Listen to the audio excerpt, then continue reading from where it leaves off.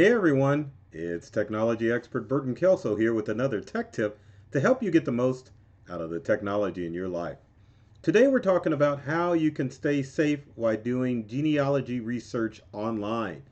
Since most genealogy websites have moved from desktop applications to online applications, cyber criminals have become aware of this and have started to breach online genealogy websites in order to get personal information. Let me tell you the story about Family Search and what has happened to it in I would say in the past couple of months. Well, a little bit longer than that. Well, anyway, Family Search, which is owned by the Church of Jesus Christ and Latter-day Saints, was recently hacked. Now, Family Search is like Ancestry or an online version of Family Tree Maker. And some of the information that was leaked out during this breach includes usernames of the accounts, your full name, address information, birth date, mailing address, all that stuff that cyber criminals can use in order to create a large scale data breach of your personal information.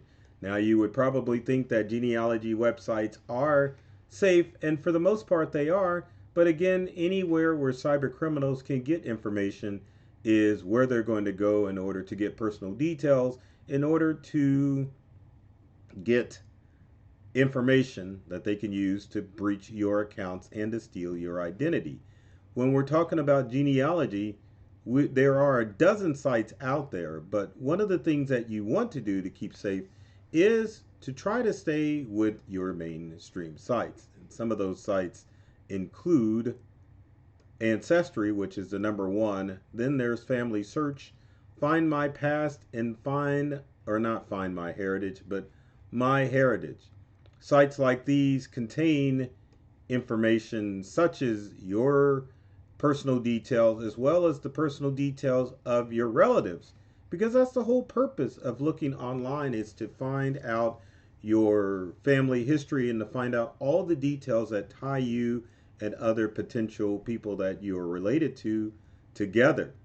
So, what can you do to keep yourself safe online? Well, there are a lot of tips, and some of them you probably already know, but you need to understand that with family history, that there is the potential to share information that can get access to cyber criminals to not only your information, but your family's information. So, what should you do? Well, again, you really need to beware of what family research sites are out there. And again, stay with the mainstream sites. Even though Family Search was breached, that information is out there, and you can usually keep yourself safe using well known websites. But other than that, let's talk about passwords and passphrases. Now, under normal circumstances, most online accounts are at risk because people use weak passwords. But you have to stop that practice of using passwords and start using passphrases in order to keep those online genealogy websites safe and secure.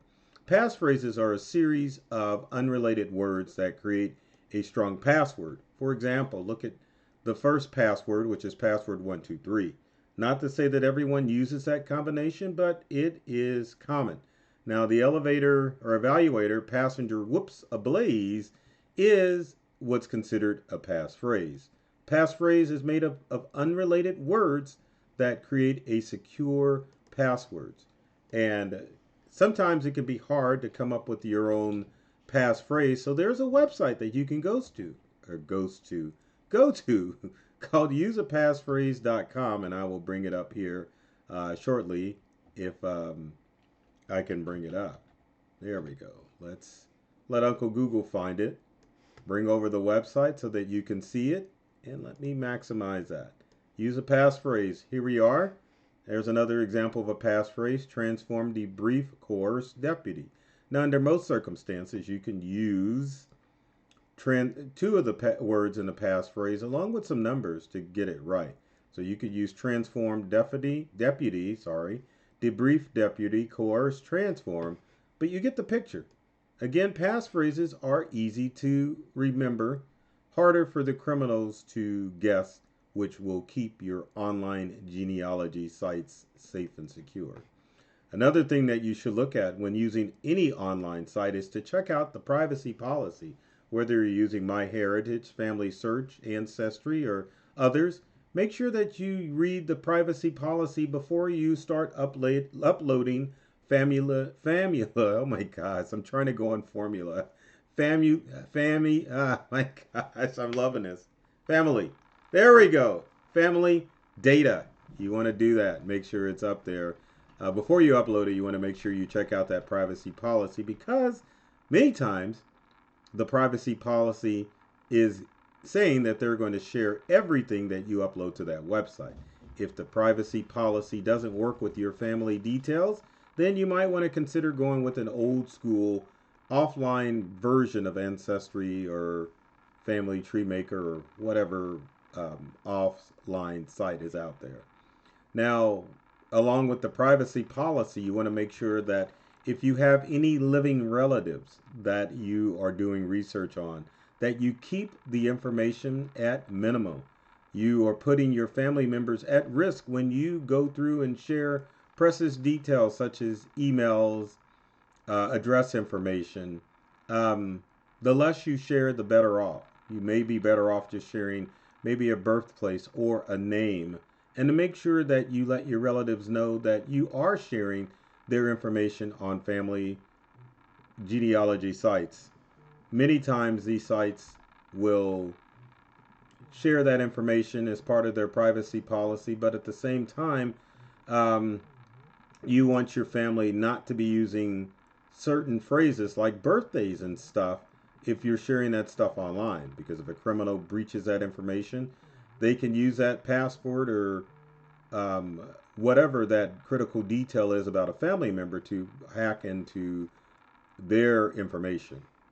Now, when it comes to email, you want to make sure that you are not sharing your standard email on any of these genealogy sites. You probably need to create a genealogy email so that if you correspond back and forth with people, then the strangers that you may potentially be reaching out to don't know your personal details. Email can put you at risk for phishing schemes, so you want to make sure that you're using an email that isn't going to put you at risk to many of the phishing scams that come out. It could come from the genealogy sites or just people who gather emails up and send out spam. And speaking of messaging, if you do have to message somebody, use it with the messaging system that is built into whatever online genealogy platform that you are using. This is safe because all you are exposing is maybe your username or not even those details at all. So when you email within the genealogy platform, it definitely helps keep your email safe, and it makes it less likely that strangers or criminals can get access to your email to send out spam. Or I shouldn't say finally, because there's more. Check to see if your information has been leaked with Have I Been Pwned. Family search information is on Have I Been Pwned or Pwned at haveibeenpwned.com because it was breached. If you are suspecting that any other genealogy site that you may be using has had a data breach, haveibeenpwned.com is a great place to check. I'm bringing it up here so that you can see how it works. There's Have I Been Pwned. You can just type in your email address, hit Pwned, and it will let you know if that email has been part of a large-scale data breach, especially one involving your genealogy company that you're working with. Other things that you want to make sure that you do is to check your privacy settings within your genealogy software. Some genealogy software like Ancestry allows you to have a public profile or sometimes a private profile. Check these settings out, because if you are just doing research and you don't want to have contact with the outside world, you can definitely change your privacy settings within your genealogy software to keep your information safe and secure. Another thing that you want to do with genealogy websites and when you're using anything genealogy-wise is to use 2FA or two-factor authentication to keep those online accounts safe. 2FA is the process of two forms of authentication when you log into a site. The first authentication is your password or passphrase when you log into that account. Second uh, portion of that would be a text message or an email that you would get confirming that you are the one who is indeed logging into the account. Next would be to make sure when you're going to different libraries or universities to do your on-site genealogy research is to enable on your smart devices and even your laptops a VPN or a firewall.